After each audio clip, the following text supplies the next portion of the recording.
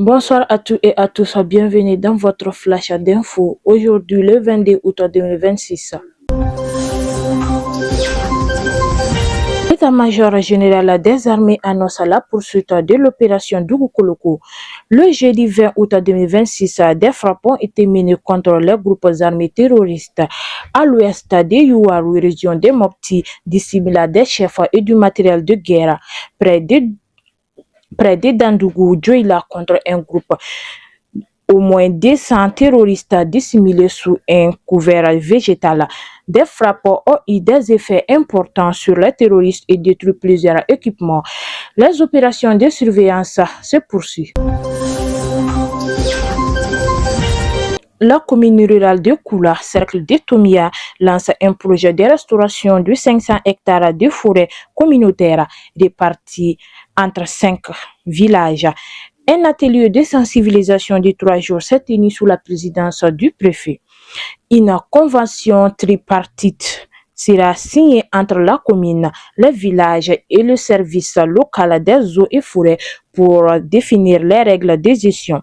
Le projet est soutenu par la SNV Pro Aride et vise à renforcer la gouvernance locale et la résilience face au changement climatique.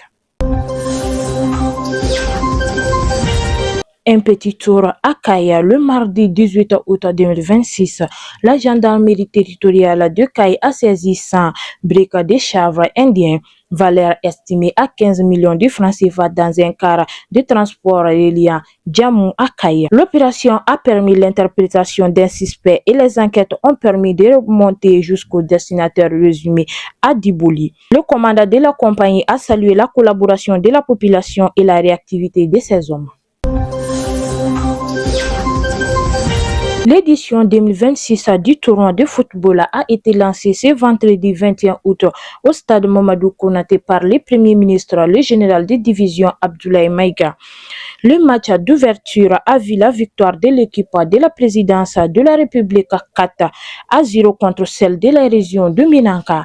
Cette édition rassemble les 19 régions, le district de Bamako, la présidence, le CMT et le gouvernement.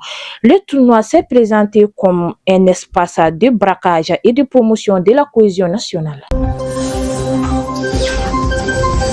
Le ministre burkinabé des Affaires étrangères Karamoko Jean-Marie Traoré a appelé le 20 août les Nations Unies à mieux tenir contre des réalités du Sahel.